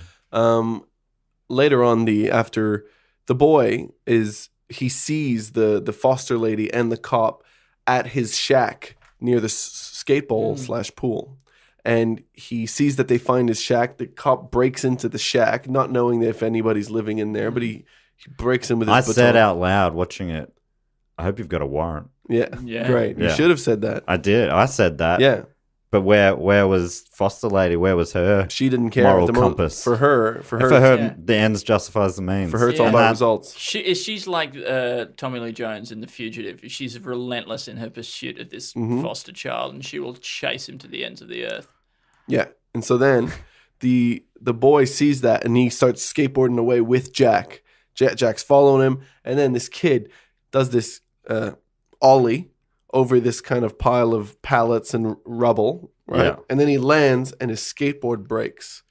And then he's real disappointed because there's a skateboarding competition coming up that he really wanted to go into. Because that was going to solve everything. He wants to get sponsorship. If he gets sponsorship, then he'll be able to get a home for him and just Jack. 8-year-old kids. They just give the 8-year-old kids just the sponsorship money straight to the kid. Winning the first heat of a skateboarding competition. A national competition. Yeah, sponsorship. Or a local competition. Yeah. Is it national? It was, yeah, it was, they said, because there was a film crew there. Yeah, there's a film crew there with like this woman who like was supposed to be playing a young person but looked like she was about 50 and was also both the TV reporter and somehow the MC of the event. Right. At the same time. It was like a weird role that would have been very difficult to fulfill both those roles at once, I think. But she was able to do it. She did it great. She was fantastic. And so this kid is then goes out the back of this place and Jack jumps in the dumpster and he's like, Jack, it's over. Okay, I don't have a skateboard for the competition. And it turns out it's the dumpster behind the skateboard shop. Al Borland's shop. Now, just to interrupt you quickly. No. You know the name of that character that he plays? Oliver. Ollie Plant. Ah. Ollie Plant. Wow. You planted an ollie. You planted an ollie. Which is a skate terminal, as you would know. And you know what the name of his shop is? Ollie. Ollie, right. Which is, the name of the skateboard thing. Great. I would have called it something like Al Skateland. Yeah, or I don't think so, skateboard. Yeah, that's good. Or the character's name could have been something like 360 Noseboat. Noseboat? Your brothers did skate. Yeah. Nah, I played some cool borders on the PlayStation. Oh, 360 Noseboat, hi. Yeah. Like that. Anyway, and then the kid's complaining about how he's not going to be able to play in this competition. And then the ape is in this dumpster, keeps pulling out new boards that Al Borland has clearly thrown away. Just perfectly good boards that he just keeps throwing them out. But Al Borland's inside and he hears a ruckus out the back. And he goes, I'm going to check out this ruckus. And then he goes out the back and he sees this kid just standing there. And he goes, what's up? Like that. And he goes, I got a competition tomorrow and I can't go to it, whatever. And he's like, can you show me what you can do? Yeah. Like that. And the kid's like, I don't have a skateboard. He's like, oh, yeah. And he goes and he gets a skateboard. It's got a monkey underneath it, possibly an ape. Yes. Like that. Great and he branding. shows him what he does. Yeah, I like that. Because I like this scenario because that opens up the possibility that he's not going to be good enough to get the free board. There was a chance that Al Borland was going to see what he's Send got him and be away. like, give me the board I'll back. take the board, I'll take thanks." that board back. Thanks, mate. Yeah. All right. You can have one of these trash boards, though. But the trash boards looked They fine. were- Well, but great. he said they don't have enough bounce in them. Oh, did he say that? He said that about Jack's board. Jack offered up his board, which was earlier found in that same Oh, dumpster. that's right. And the boy goes, it doesn't have enough bounce in it. I won't be able to pull off the tricks in the competition. Yeah, right. Maybe Also- it wasn't bounce, but it was something like that. Also, we didn't mention earlier, the foster lady went into the skate shop and showed a photo of the boy and said, if you see this boy, Yeah. bring me the boy. Bring me the boy. Bring me the boy. And Ollie knows that he's out there and that he's a wanted child. Doesn't know what he's done. No. Then he lets the boy stay Well, no, at he his does. house. He goes because he asks, he goes, what are you going to do with him when you find him? you're right. Which made me think that he already knew the boy and he was sussing out the scenario, whether she was cool or not. But he didn't. He hadn't met him yet. Gonna make out with him. And she goes, stop making Al Borland seem sus. He No, that you were was the saying lady. Yeah, right, okay. Yeah, well, Because that's Al okay Borland, then. I reckon the Al Borland character was real He was nice, good man. He was a Good-hearted man. man. He's a Yeah. good-hearted And the man. rest of his body was good. He and he helps the kid out. And then there's the worst bit of acting in the film, which is when he's supposed to react to seeing Jack in the dumpster. Did you? His reaction is just off the charts, insane. He's been told that they haven't been filmed in the same place at the same time, and he's been told now just act like you've seen a chimp coming out of the bin. I will never blame an actor for this. This is all on the director, right? He's been sold out by this. Oh yeah. This choice. Oh yeah.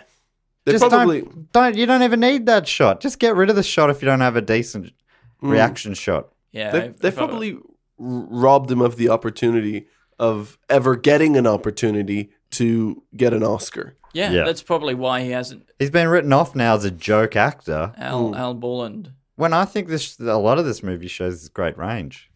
He's quite good. Because normally he was sort of like the dork in Tim the Toolman Taylor's Home Improvement show. Yeah. But in this, he's the skateboard shop the guy. competent dork who gets all the ladies. Yeah, no, it's a real strange character.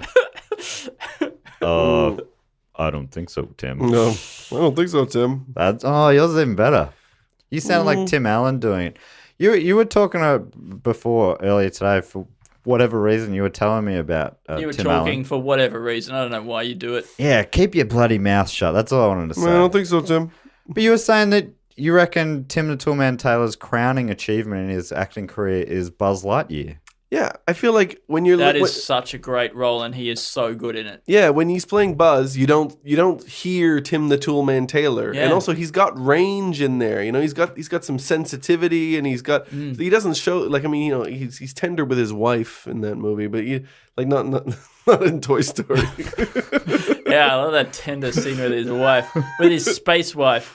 No, but yeah, I think absolutely he's never going to do anything better than I Buzz totally Lightyear. agree. I think he is perfectly cast, and it's a credit to them.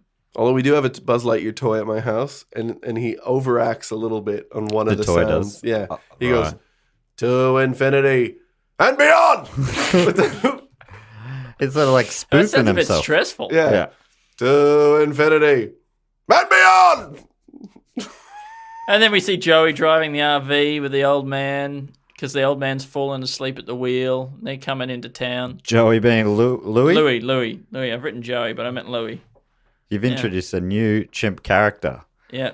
So yeah, Louis and Blue from Old School are driving their truck or RV, did you say? But they get there and they get to the ice hockey arena because that's where Louis knows that he's gone missing from. Yes, that's right. And then the team they're like, we've lost a chimp. Here's a chimp. Must be the same chimp. Surely they would have noticed that he was half a foot shorter. They make that in joke after they've seen him, so they put him on they're like, yeah, dress him up, get him on the ice, you know, and they see him ice skating and he can't ice skate anymore, and he's dragging his knuckles on the ice, and he can't catch a Dropping puck. his helmet and stuff. Dropping his helmet, This is all through training before they go with the game. And then at some point somebody goes, "Oh, it's like you're just having a hard time. It's just you're getting your ice legs back, and you lost 40 pounds." Yeah, they do. Throwaway line. I did not notice that line. Oh, that's great. That's probably one of the actors that threw in. That's almost too good for the script. This Do you think that is might have been Ian level of Bagg? I I think that could be an Ian Bagg line. Little baggy. And there's a Jack scene. There's the scene where Jack makes pancakes, and we get to see Jake doing that smile, Oh yeah, and his teeth are incredible. They For- are such good teeth. yeah. For a chimp and for almost anyone. Anyone would be happy with those teeth. Yeah, They're flawless. That's Hollywood for you. yeah. And then because when the kid comes down and goes, "Jack, you're making a mess," I laughed at the actor. He does this voice. He does The chimp actor. Jack does. And he goes just big open mouth smile, and he goes like that, and it was great. I reckon that was a Bernie ad lib. Yeah. You think so? I Yeah. don't reckon that was scripted. That wasn't on the page. He No, put that. I think that they probably had to do about an hour's worth of footage just to get one reaction like that they wanted. That's why they show him putting on every piece of clothing, because they're like, it took so much effort to get Sock? this. We're going to use it all. Yeah, Socks? sock. I'm sure the Like socks. undershirt, Undershirt. Yeah. yeah, Overshirt. Stockings. necktie. Yeah, Yep. yeah. Yep. Fully tied bow tie. Waistcoat. Yeah. He ties a bow He tie. ties a bow tie. Yeah. No wonder that old man swore. Shit. Shit. So now we've got Louis struggling on ice hockey, but we've got a skate competition happening in Seattle. Competition is happening. Wait, no, it's both in Seattle. It's all in It's all Seattle. in Seattle. We're all now in Seattle. I should say this: we are in Seattle, or are we in Seattle? This was filmed in Canada, wasn't it? It was, and they didn't fully erase all of Canada from it, because almost all the cars have British Columbia license plate. All the buses and bus stops seen are in the old BC Transit designs. Yep. BC Transit was the transit authority for Vancouver, and a Vancouver SkyTrain sign is also seen at one point. God, I love this kind of trivia. This is Yeah, just Vancouver is often a place where American movies film.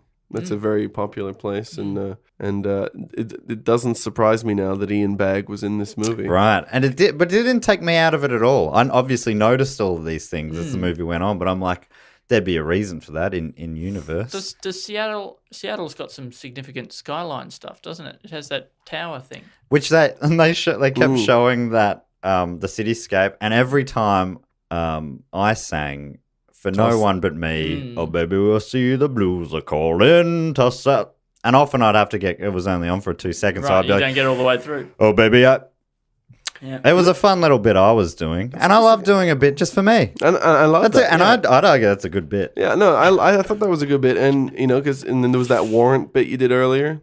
I hope you got a warrant for that. Oh, that was Like another good. that was a good- Yeah, watching movies with me would be a lot of fun. I only wish that I could do that. Yeah, that would be You know what so I mean? good for if you. I could sit next to me and just Well, enjoy. hopefully you get $1 billion one day. You can hire a wizard, make that happen. Yeah, that's what I would do. Also- I'd say take me back to MVP2 and sit me next to me. And you know what? This is the thing when you're watching Frasier, you never think about how close Frasier is. Fraser. Anyway, Frasier is when you're watching that TV show. How close he is to Canada. You ever Right. think about that? Yeah, he's So so close to Canada. He's really close. He's just Seattle is- over the border. He's really like rubbing up against it, isn't he? Mm, Seattle. So Seattle's far northwest. yeah.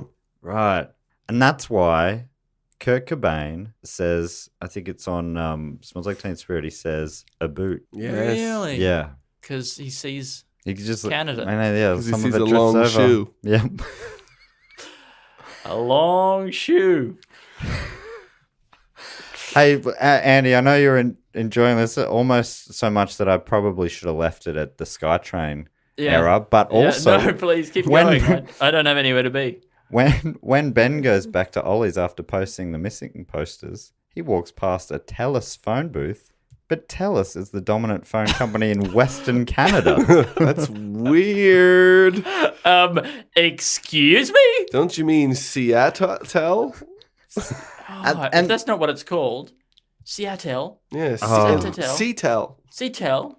That's what it should be. And then this final one from IMDb says Ron's trailer starts out with British Columbia license plates, but when they arrive in Seattle, in inverted commas, it's suddenly a Washington plate. This is when it's weird, when they've sort of half done it. Considering that Ron, this is what it goes on to say, considering that Ron said he was driving all the way up to Nelson, which is in British Columbia, it seems highly unlikely he would switch license plates in between. That does seem unlikely. Don't you think that seems highly unlikely? Especially when you think about it. I'm glad someone pointed that out. They've really got their number there, Yeah. haven't they? I mean, it's possible that he would have, but it's... I guess he seems like a pretty weird character. Yeah. He does all sorts of he picks up a chimp. Anyway. And they make out. They hook up. Yeah. There's a lot of hooking up in this film. It's a good film. We get to hear the word Zamboni machine. Right. Probably the best named machine. Yeah, I had to Google that. That's the ice pressing machine. Yeah. Basically, just kind of uses hot water. I think hot water and steam, and then like a thing, like a just lays down a mat behind it that just kind of flattens out the. I think somebody says that Jack is the best thing to happen to the game since the Zamboni machine. Yeah. And that's a great line. That's a beautiful line. The word Zamboni. I think it might be the cop that Zamboni. said that. Yeah. Forget it. Is that what the Z in ZHL stands for? Zamboni Hockey League. Well, I couldn't figure out. That's probably something I could have Googled, but I couldn't figure out why it was the ZHL. Zippy? It feels like they weren't allowed to have it anything close to something that was There real. might actually be a ZHL. Is there a ZHL? Oh, you would know about this because you like sports for some reason. Well, there's the NHL, I believe. Maybe the N fell over. They didn't have the time to fix it. Right. Well, that's probably what it is. It's just a bit of there fun. was a sign there or something, and then I reckon that's all it was. poorly just a bit of fun. maintained NHL sign. Do you notice anything about their diet in this? Everything that was eaten. We talked about the chocolate milkshakes before. But when Jack and the boy are hanging out, we should really know his name, but Jack and the boy are hanging out. Scott Goodman. I don't know. Oh, Ben. He's Ben. When Jack and Ben are hanging out, it's always with a 2-liter bottle of soft drink each. They're drinking a Pepsi or a Coke. It's or huge Gatorades. Yeah, it's crazy. I think it's some sort. He's tapped into something there. It's the cubby house. It's the cool pool. Shack. It's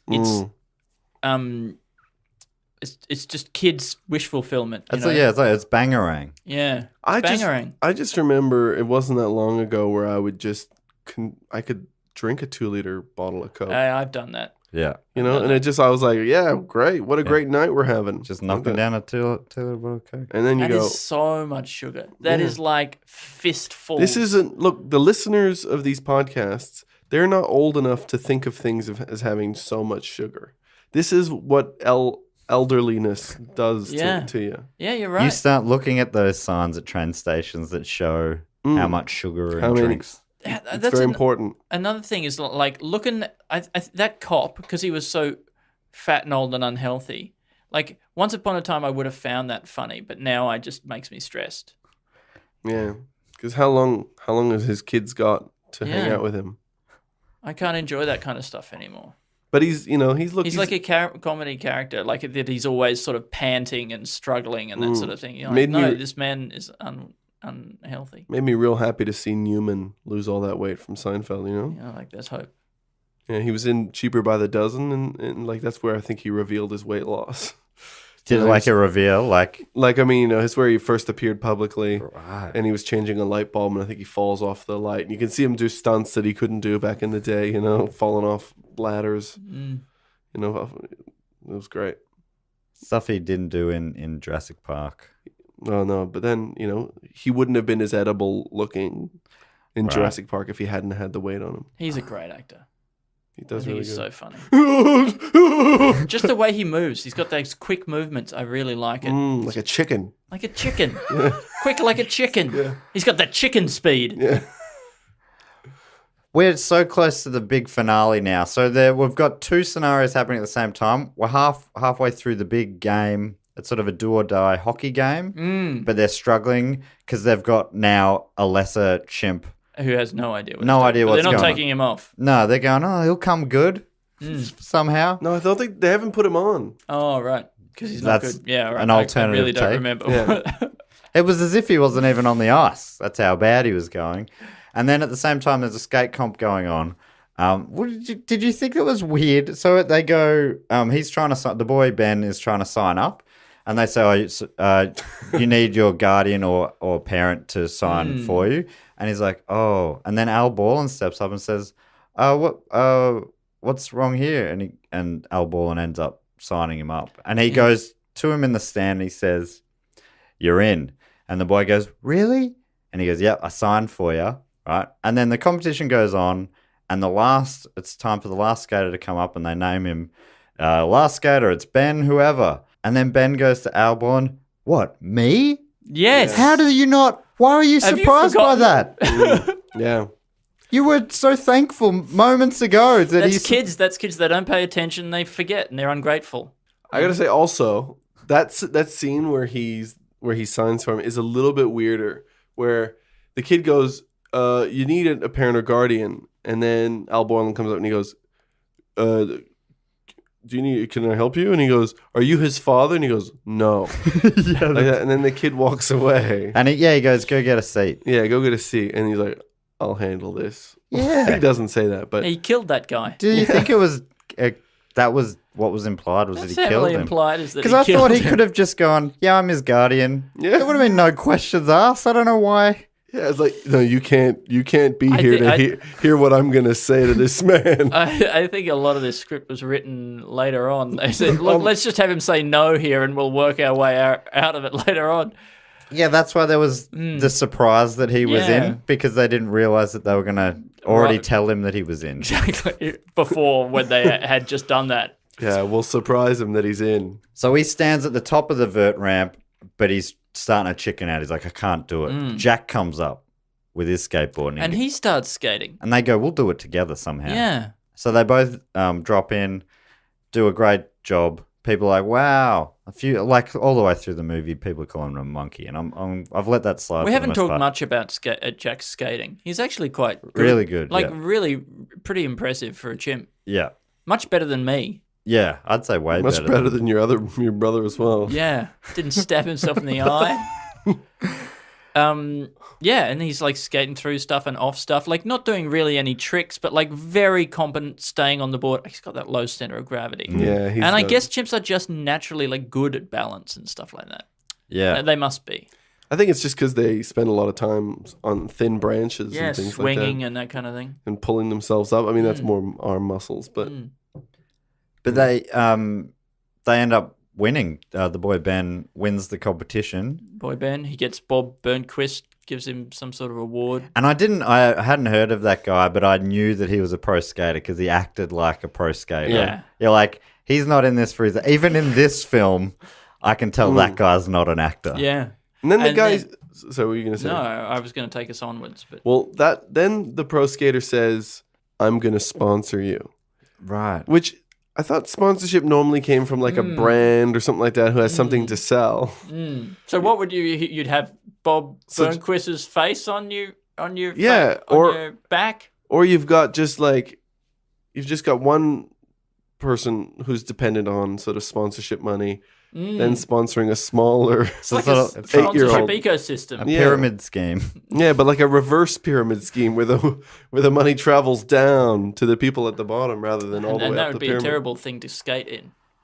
Like That- an upside down pyramid. Yeah, There's no you're right. curve bit at the bottom. Maybe a cone would be good. No, you just smash into the bottom. Oh, I guess if you could kind of like get a bit of speed up, you could kind of keep going Go up. around. Yeah. You could go up. Go up and then get stuck in the cone. You realize I'm trapped inside this cone. There's no way out. Oh God! Oh God! Oh! I'm running out of oxygen. Yeah, and that seems bad for skating as well. I bet you someone's listening now, big skate fan, and they're going, "Oh, Bob Enquist." Everyone knows that guy started blank or some sort of. He big was the skate first brand. person. I looked him up just before the podcast. He was the first person to do a 900 something or other. Really? Some sort of 900 Kickflip, maybe. Yeah, it could have been a kickflip. 900 kickflips. I feel like it's got a T in it, whatever the answer is. T-bone? T-bone. Might have been a 900 T-bone. Wow. I think that was just the thing you said earlier in this episode. Oh, great. So he wins the competition. Bob Enquist goes, "Let's do a victory lap," and they go skate Burnquist. together. I keep telling you it's Burnquist. Bob Enquist and the boy Ben skate together for a while, and then they finish and what do they come up to? The cop and the foster woman comes up to Ben, the boy, and also Jack the chimp. Yeah, Al Borland had called them earlier the day before. Yeah, they for some reason didn't show up. They let them Him spend stay. the night with this guy. Yeah, that was weird. I thought when he called him, I'm like, I assume that means they're going to come and get him now. And the kid was sleeping in the bed with a chimp. It's okay. I got him here. He's sleeping with a chip. Hey, come in the morning. Don't worry, I got him sleeping with a wild animal who has the ability to bite your hands off. And is a hockey player, who we all know. Yeah. Dangerous. Is he dangerous? He's a hockey player. I think a lot of this can be explained by knowing that this was filmed in a pre-9/11 world. But Sure. they go up. Al Borland says, "Hey, Ben, the boy, I want to sponsor you. I want to sponsor you, and I want you to live with me. I want to be your guardian or whatever." And he goes, "Really? No fooling?" or something like that. And then the cop goes, "Jack, you're coming with me." And they're like, "Whoa, you're not going to take Jack away, are you?" And the cop does this real fun reveal. He goes, It's a great reveal. He goes, "No, that's the Simians need him. It's half time and they're losing the big match." Yeah. So I assume Sirens on. I can't remember. Sirens, full sirens, blues and twos. And they go all the way to the game. Jack comes in. The team all realize when they're hugging and basically Louis is hugging Jack's ankles. They go, "Oh, they are like very different sized chimps. We probably should have figured that out." Anyway, Jack goes into the game. But earlier, I should say the evil coach from the Carjackers was like, "Hey, that chimp," pointing at Louis, he's like, "He's got to be out of the game. He bit my player." And then it's seen that Louis is incompetent. And he's So he like, goes, "Oh, no, wait. He can stay in." "He can stay." Ha, ha, ha, ha, ha. And he laughs really unconvincingly. Yeah.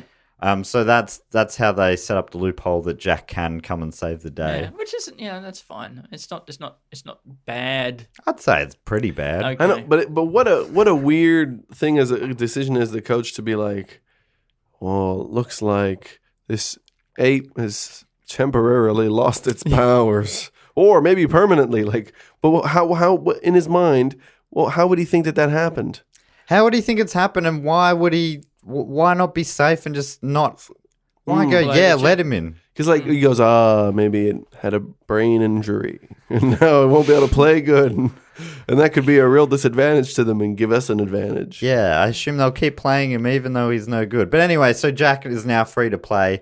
Comes on, wins the day.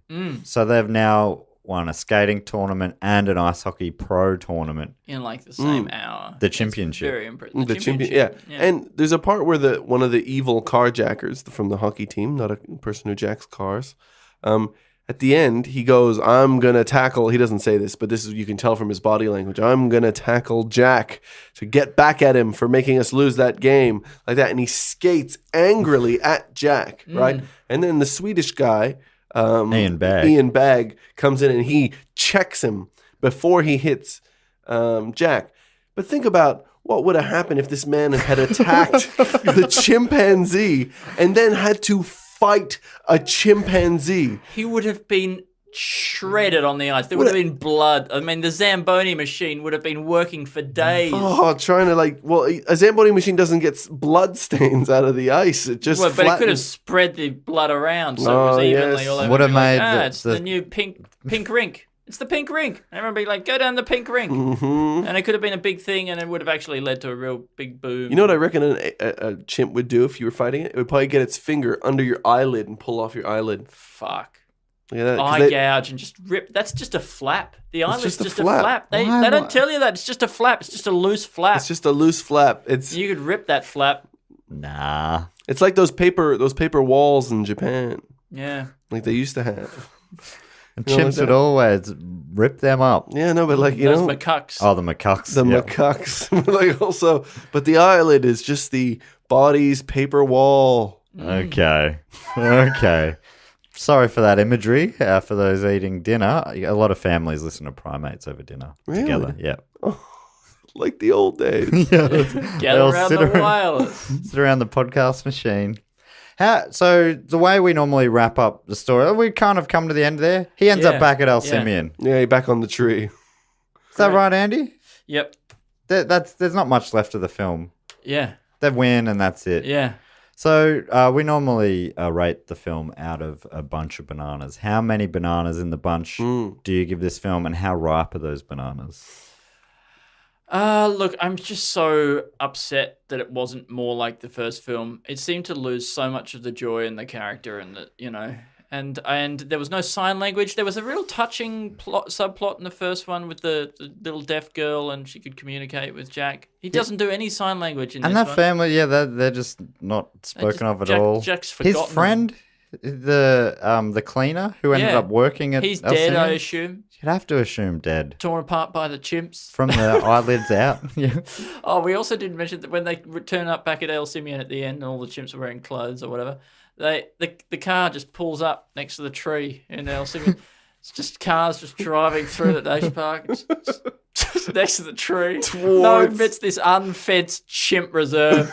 It makes me so angry. One of the other chimps is inside, finding out it's been drafted in a congress.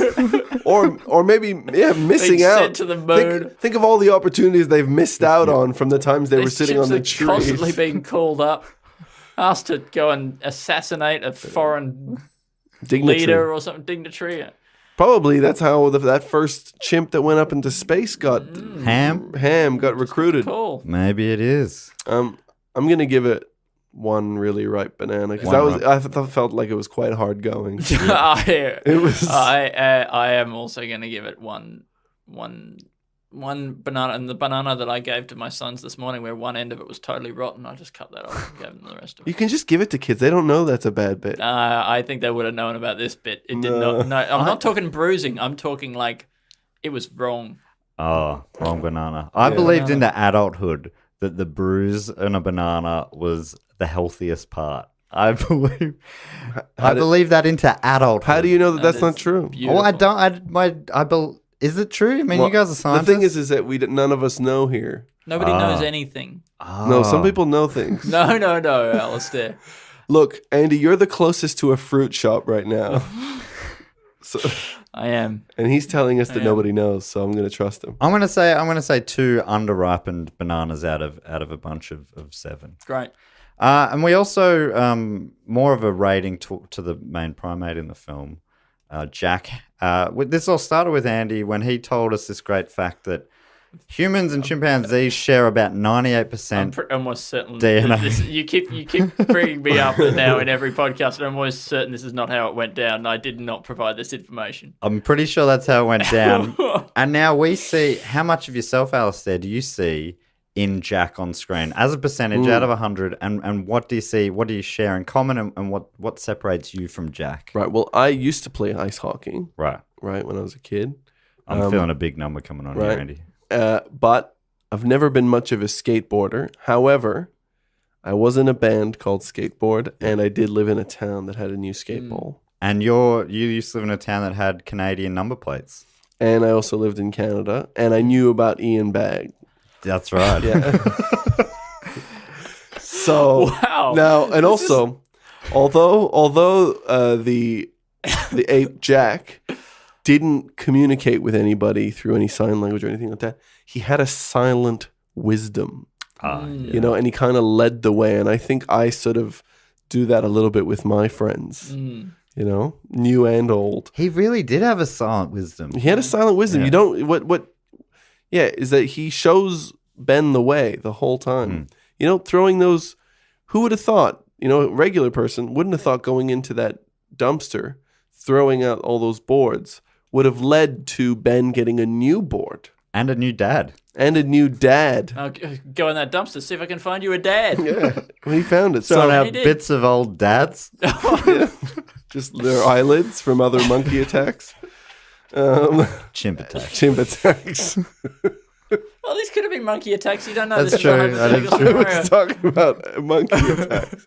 These are like, So can you give us a number out of 10? out of 100? Out of 100. Classic I'm going to percentage rule. say, It's a classic percent. I'm going I to love say, 'em.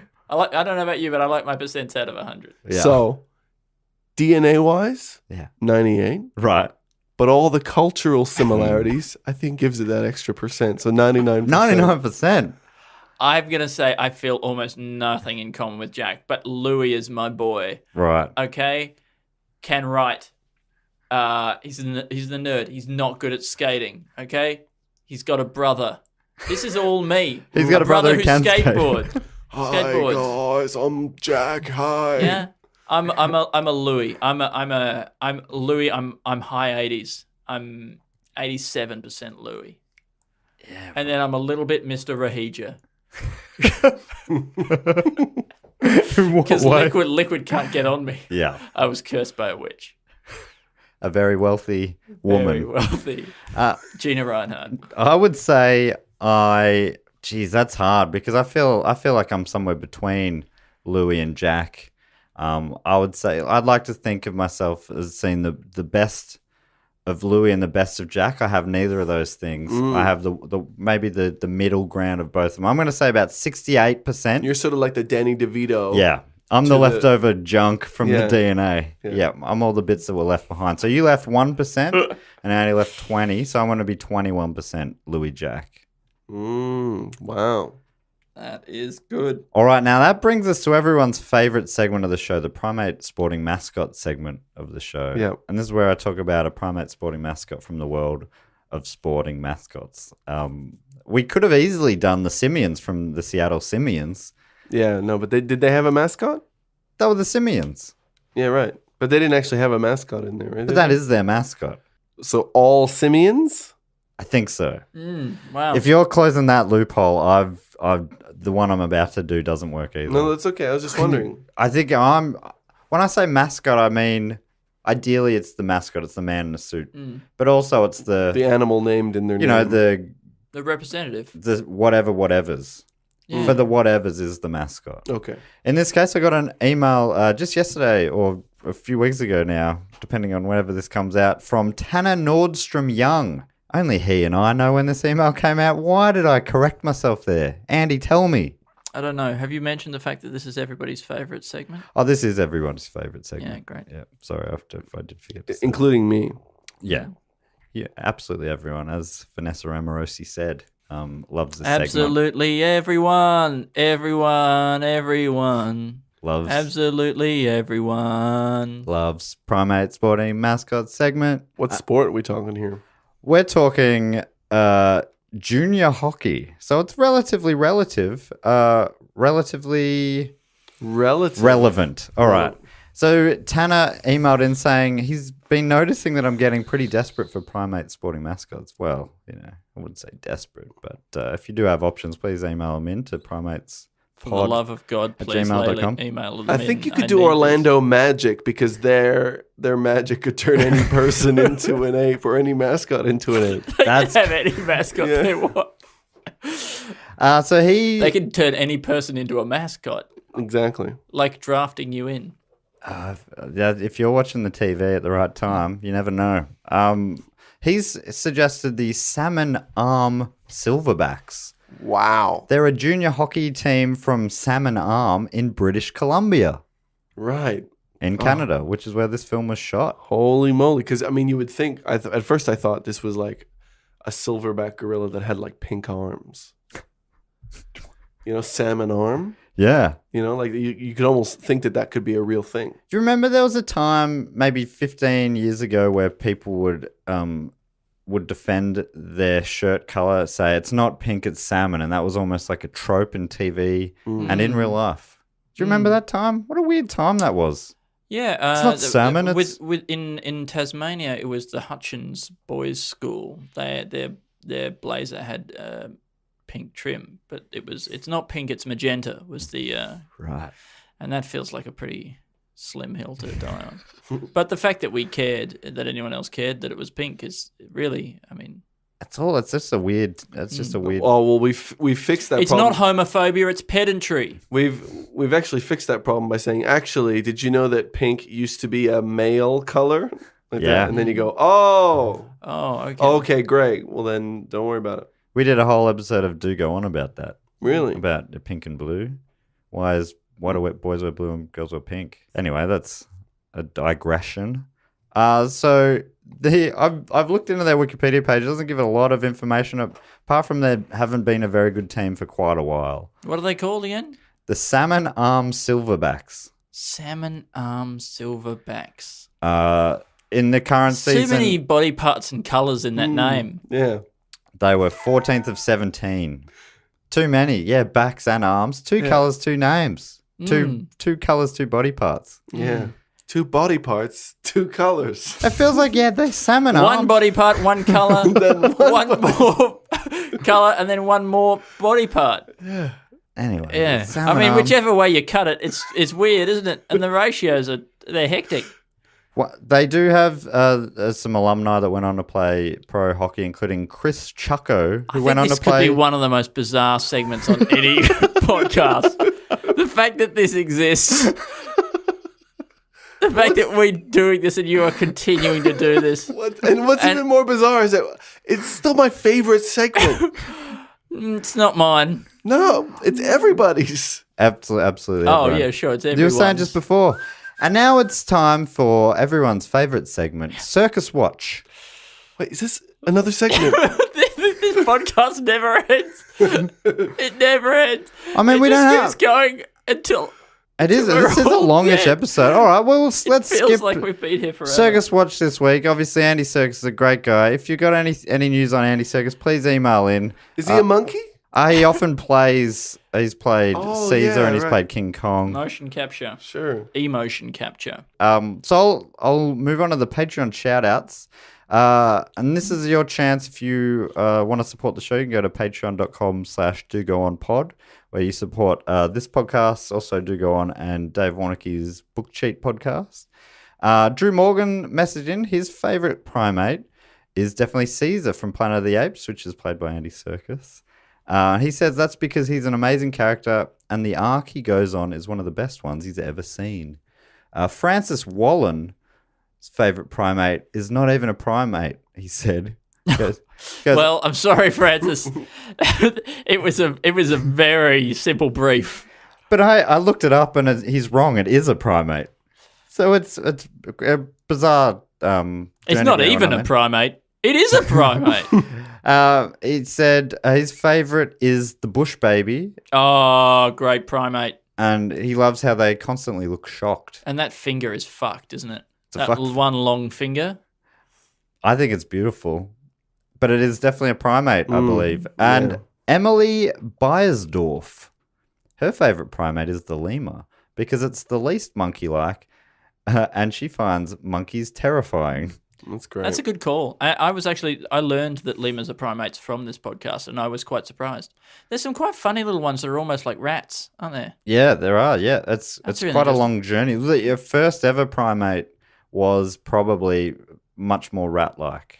Here's a crazy factoid that my wife Carly told me yesterday, that bats are closer genetically to primates than they are to rats. Really? Yeah. They don't seem that rat-like.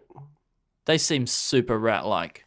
Nah. They got those big wings. I think they're closer to Oh, you're right. butterflies. You're right.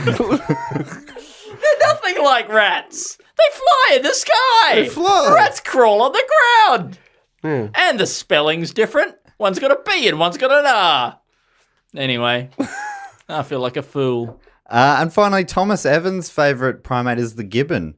Well, that's a gibbon. Saying that his mate from Guernsey reckons if I grafted gibbon arms onto his shoulders, he could spin fast enough to take off like a helicopter. What's the spinning thing? Why does he spin? Yeah, he Is he- spins. Is he like... Yeah, he spins. Yeah, he spins. What is he? Is he a figure skater? Where does the spinning come what from? do we know about this guy spinning? Well, Thomas, all I know of his spinning is this brief paragraph that Thomas But wrote is he to so me. That's his hypothetical scenario. Wait. I know, but I mean, so you must be a fast spinner. Yeah, he's a great spinner. But like his I arms assume. wouldn't be that much stronger if he had gibbon arms. He'd just have slightly longer ones. Although if he had an actual gibbon's ones, they might be shorter than his arms. Yeah, because gibbons are quite short. So he would, what if he had helicopter propellers? Yeah, if you're going to go hypothetical, let's just go. If I was a helicopter, Let's just give him a helicopter. let's give him a helicopter. Let's give the guy. You Give know the what? guy a plane ticket. You get a helicopter. That's so That's generous. Or we'll send one out to Guernsey ASAP. So that brings us to the end of the episode. Where can our listeners find you two? We do a podcast called Two in the Think Tank. You find us on the Planet Broadcasting Network with all your favorite podcasts. And we're at Two in Tank on Twitter. And I'm at Stupid Old Andy. And I'm at Alasdair TB. But And you can find me on Twitter. Yeah. And you should find, I'll put those handles in the show description. You should definitely listen to Two in the Think Tank. What a funny podcast. Thank you. Also, listen to Do Go On. It's a really funny podcast It's my and favorite informative. podcast. It's my favorite podcast.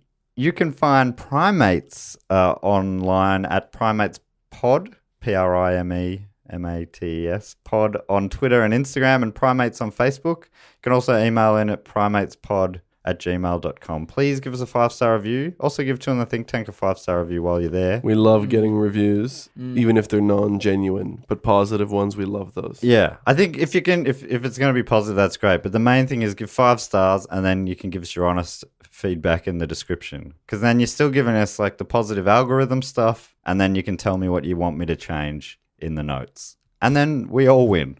And we normally finish the show, Alasdair, I don't know if you know this, with our classic catchphrase. Great. I don't know if either of you guys remember it. Yeah. Eat a monkey. Yeah, that's it.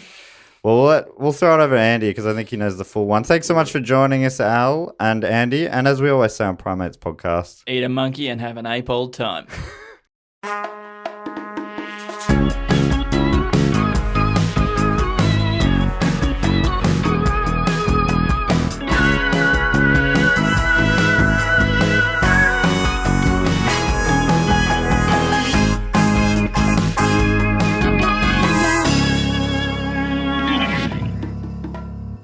This podcast is part of the Planet Broadcasting Network. Visit planetbroadcasting.com for more podcasts from our great mates. I mean, if you want. It's up to you.